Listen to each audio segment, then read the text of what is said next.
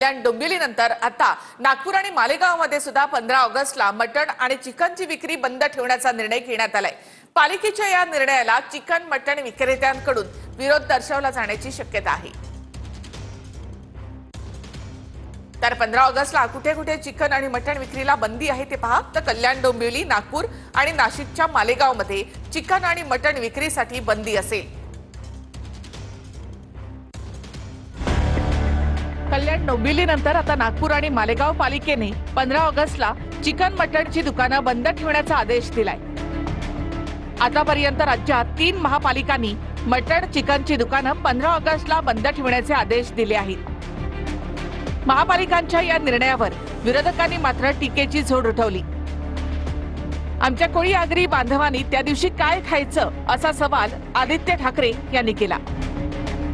कल्याण डोंबिवली के जो महापालिका के आयुक्त हैं उनको सस्पेंड किया जाए, जो भी हो, मुझे पता नहीं वो कौन है, क्योंकि वेज नॉन वेज ये मुद्दा उनका नहीं है। स्वातंत्र्य दिन पे हम क्या खाएं ये हमारा अधिकार है, हमारा स्वातंत्र्य है। वो नहीं हमें बता सकते कि वेज खाए नॉन वेज खाए। हम तो बिल्कुल नॉन वेज खाएंगे, हमारे घर में खाते हैं। हमारे घर में नवरात्रि को भी हमारा जो प्रसाद होता है उसमें प्रॉन्स होते हैं, मच्छी होती है, क्योंकि ये हमारी परंपरा है, ये हमारा हिंदुत्व है। और वहाँ की जो आगरी कोली बांधव है वो कहाँ जाएंगे?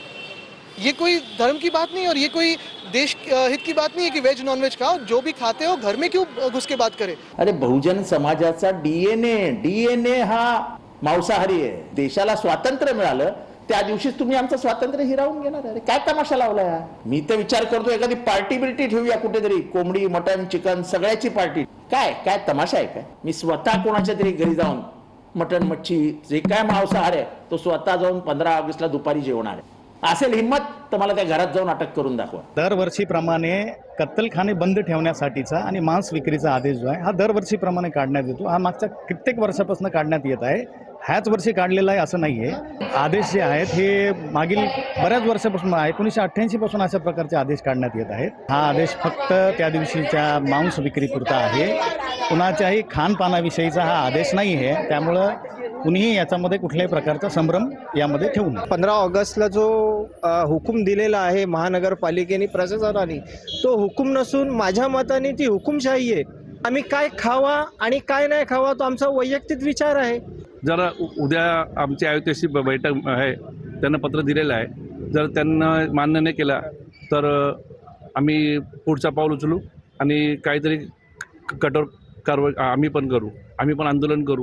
एकदा मीटिंग झाले त्याचा काय निर्णय येतो मग आम्ही आमच्या सगळे समाज बांधवांना घेऊन एक मीटिंग घेऊ आणि पुढे जे कुठला पाऊल उचलायचा ते निर्णय। 15 ऑगस्ट स्वातंत्र्य दिनानिमित्त जे लहान आणि मोठ्या जनावरांचे कत्तलखाने आहे ते पूर्णपणे बंद ठेवण्यात येणार आहे।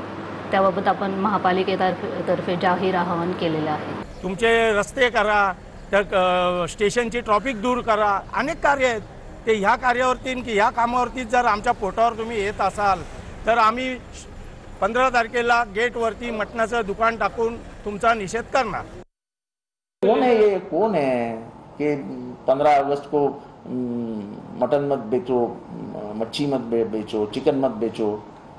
हमने क्या बेचने का क्या है? क्या तुम्हारे कानून में लिखा है क्या? महाराष्ट्र के जो शॉप एंड एस्टेब्लिशमेंट एक्ट है उसमें लिखा है क्या कि 26 जनवरी और 15 अगस्त को ये दुकान बंद होनी चाहिए? ऐसा कानून है क्या?